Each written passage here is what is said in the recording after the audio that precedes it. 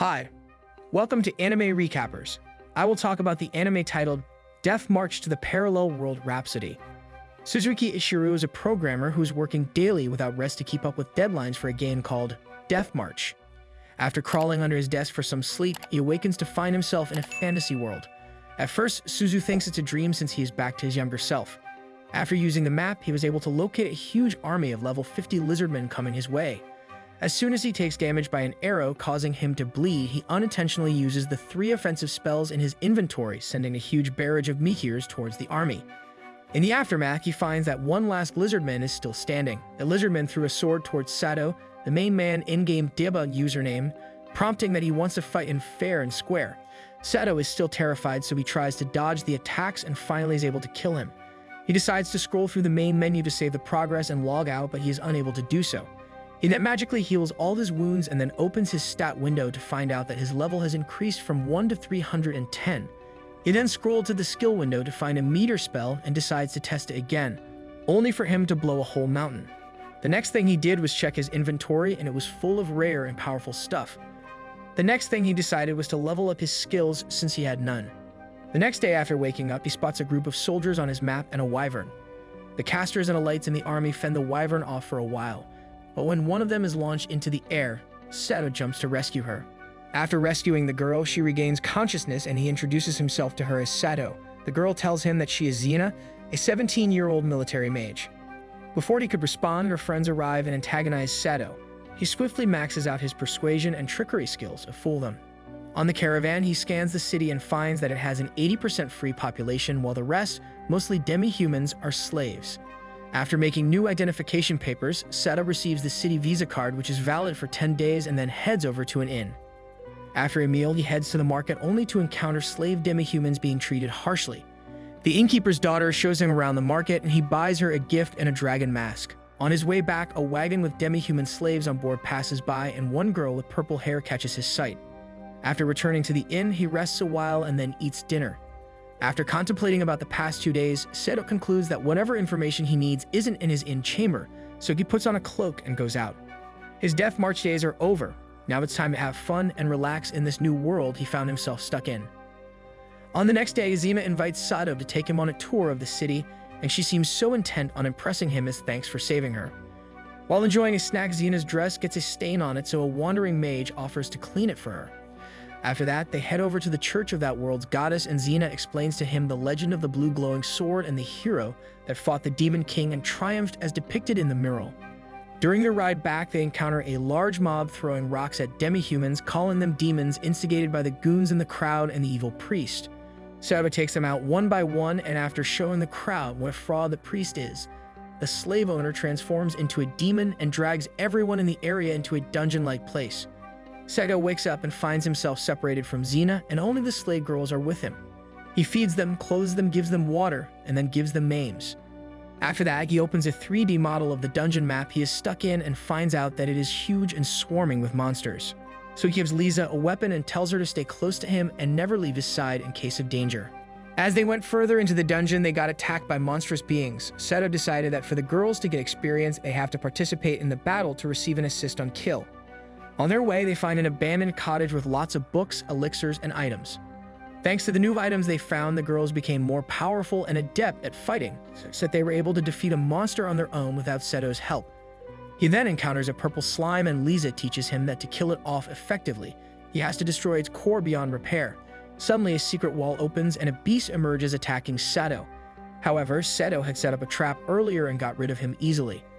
In the next chamber, he hears the sound of soldiers fighting the purple slimes, and he immediately dispatches the girls to get rid of the slimes while he helps the soldiers and saves Xena. With the purple slimes taken care of, the soldiers discover a treasure chest, and as they open it, the one-eyed demon pops out and casts a spell, causing the soldiers to fight each other. The beast appeared again and threw him into a chasm. Sato then used the holy blade to cut him in two and climb back up, disguised with the dragon mask and hair he bought earlier. Backed into a corner, the demon manages to summon a demon lord only to be killed and swallowed by it. Sato then brandishes the holy blade again and stands up to the demon lord. Since the holy sword was not resonating with Sato, he decided to use magic instead. Sato then equips a Japanese blade and delivers a fatal blow to the demon lord that kills him. With the battle over, Sato enjoys the victory as he also becomes the official owner of the slave girls and is introduced to the purple-haired slave girl named Arisa. Somehow, she knows about the Japanese honorific way of addressing as she calls Sato-sama. He immediately realizes that she is Japanese. Later, Sato takes the girls to a restaurant where they eat and have fun. After that, he leaves for a while to buy them all new clothes and items. As they made their way back to the inn, Arisa used her psychic powers on the people at the inn, showing their disdain for demi-humans. She then tries the same trick on Sato while he was sleeping to force him into a relationship with her. After he snaps out of it, we find out Arisa did it because she had a crush on him since the first moment she saw him. She then tells him her full name, Tachibana Arisa, and that she is in fact from Japan just like him. They then talk about how he arrived in this world and whether his arrival was a reincarnation or a summoning. Sato then asks Arisa to tell him how exactly she ended up as a slave, and as she explains, the night ends. Xena enters the room and catches him red-handed in the act with Lulu and Arisa, and Sato follows her through the window to explain that nothing happened. With the misunderstanding cleared out, we return to the moment Arisa told him her story. Apparently, on her arrival to this world, she tried to help the country she was ruling and things were going fine until the kingdom was betrayed and conquered by another country, and those that survived got forced into slavery. One day, a demon appeared destroying the castle she was held in, giving her the chance to escape with Lulu, and then was sold to Sato. Sato and Xena then head off to rent a house. They check out multiple houses, but none of them are suitable. Later, Sato and Xena meet up with the girls in their new outfits. Arisa even dyed her hair blonde since everyone was giving her weird looks due to her purple hair. As they return to the inn, Xena's friends return from a fierce battle with flying giant ants. Sato spots numerous ants incoming on his radar, and he immediately issues an order to his crew to prepare. Arisa set up a barrier around the city that stops most of the ants, while Pucci and Tama protected the inn, leaving Sato and Lisa to concentrate on barricading the main entry point. Although the ants are weak, they still have the numerical advantage, which makes things a bit harder, and some ants slip through into the renting agency, putting Maddie at risk. Sato immediately intervenes and rescues her. He even ends up meeting the manager, who is an elvish forest spirit with green hair and magic that produces vines. With the crisis averted, Xena returns to the ranks of the guards to help them. Thanks to their efforts at protecting the inn, the keeper showered the girls with her best meals. Meanwhile, Sato left to buy medicine for Lulu, and on his way back, he saw some shadow monsters and an ally attacking two people, so he saves them and takes the two back to Maddie's place. It turns out that, like the manager, the girl is also an elf royalty. The rat protecting the elf, Mia began to spit blood, so Maddie and Sato headed out to get medicine. On the next day, when Sato entered the general store, Nady gave him a report of Mia's condition, that she is suffering from mana deprivation, emphasizing that she needs rest, or they need to take her to Leyline Intersection, a place rich with mana for her to recover faster. Afterward, Nady suggests that Sato buys a cart since he is a traveling merchant, but when he tells her he doesn't know how to drive, Lulu offers to teach him how since she has some experience with it. During their lessons, Sato can't shake the fact that someone is tracking and watching them. When he looks, he only sees a dark owl on a tree branch, which he encounters again. Arisa then claims that this cart will be the perfect method for Mia to return to her village. The rat wakes up, recovers, and thanks Sato for rescuing him. He tells Sato the story of the elven princess, of how she was kidnapped from her village by magicians and imprisoned in a place called the Cradle. Luckily, she managed to escape and on her way bumped into the rats. They then headed to Ceres City to meet up with the manager, only to incur the wrath of the mages, who were behind the ant attack. Sato has no idea why they kidnapped Mia, but the manager seems to have a clue. Back in their rooms, the girls begin to scream and cling to Sato, fearing the thunder. The owl is seen inside the store, and a portal opens with a cloaked being coming out of it. The magician unleashes a powerful psychic skill that disorients everyone around him. However, with Arisa fighting it back, Sato gets enough time to find out the wizard's identity. Their attacks prove to be futile against him, resulting in the kidnapping of Mia. The magician then taunts Sato to follow him inside if he dares. Sato follows him into the portal and ends up shattering the barrier of an endless abyss. The wraith isn't impressed and throws him outside. Sato then finds himself outside, staring at a giant tree in the middle of nowhere. He then climbs up the bridge while fighting off giant bees. After he reaches the door of the trial, he reads the warnings written and decides to enter. The building consists of 200 floors, and a giant spiral staircase appears to take him to the next floor. At each access point, the monsters increase in power. On his way, he meets a wanted poison ivy, and she falls in love with Sato at the first sight. She then begs him for some food since she is starving, and Sato says that he can give her some jerky. She also gets mana from him by French kissing him. Then she unlocks a secret door for him, leading into the abandoned room for him to train. After that, he is greeted by a powerful golem and 3 homunculi preparing to fight him. He easily defeats the monster and the girls. Then he meets another druid like the one before, however, this time she's all dried up, so he gives her some water and gets teleported higher. In no time, he makes it back over to the skeleton wraith. The skeleton summons homunculi and giant golems, and if Sato wins, he's allowed to have Mia back with a holy sword as a bonus prize. Even though they have a clear numerical advantage as well as the overwhelming magical buff, they still can't even scratch him and he beats them to a pulp. Sato then meets again with the skeleton, and he applauds his efforts and grants him a powerful sword as a gift, calling him a true hero. Sato then asks the skeleton what his wish is, and he answers that he wishes to die at the hands of a hero. Using the sword, Sato finally kills the skeleton, ending his misery. From his rags, a laugh of two girls came out saying that they will meet again. After that, the cradle initiated its self-destruction sequence. They try to stop it but fail. Sato rounds up the homunculi and Mia so they can teleport outside. The cradle turned into salt and a tidal wave heads towards Sato.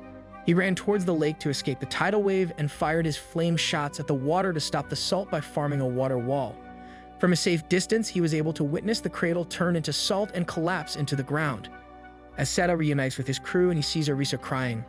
After Sato returns to Ceres City, he meets up with the terrified Xena and calms her down by giving her earrings as a farewell gift. On his way out, Xena races up to him and tells him that once the next summer comes, she will be free and able to join his crew and be together with each other forever. They take a little rest, have a meal, and enjoy the view. On their way back, Sato decided to study the magic totem he received from Zen, the wraith that passed on. They also meet up with the rest of the rats that use themselves as a decoy to save Mia. Sato frees them, and they go their way to pay respect to all the rats that died during the cradle rescue mission. Mia then uses her spirit powers to hope that they will forever rest in peace. Later, they arrive at a checkpoint where Sato enjoys a meal. On the next day, they met up with a crook soldier as he can a commoner fracturing his shoulder. Sato gives him a magical potion to heal him, to which Orisa points out that he needs to save up his potions for when they truly need them. This gave Sato the idea to begin studying alchemy to create more potions. Sadly, he doesn't find the supplies which he is looking for, since someone already bought everything.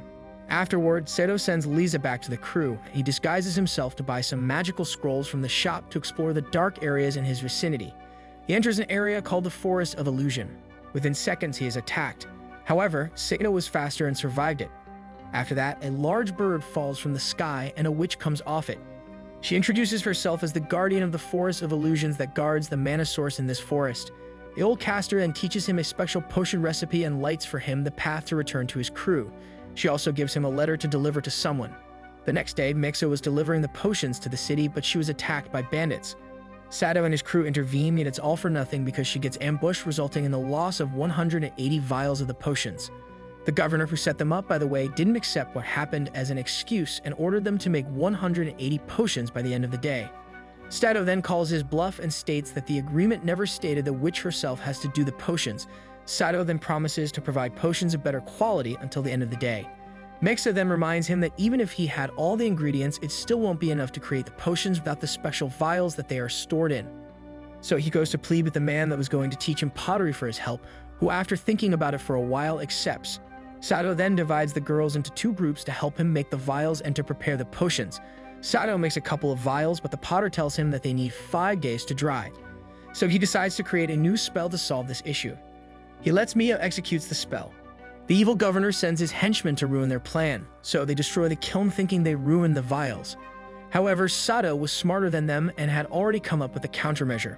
The moment they showed up, he placed the vials into his inventory on the double, and what they smashed was nothing but decoys. He then keeps his end of the bargain and delivers the potions while the vice lies and decides to betray them. Lucky for them, the governor of the county was there and he stopped him. Feeling frustrated, he attacks the governor, but he stood no chance against the silver fox who wanted to kill him. But Sato intervened since the children were in the room. With all that done, Sato is back on his way to take Mia back to her home, and we see him writing a letter to Xena narrating to her all his adventures, hardships, and how much he misses her. And that is the end of Season 1 of Death March. Feel free to like, share, and subscribe to the channel for more anime recaps.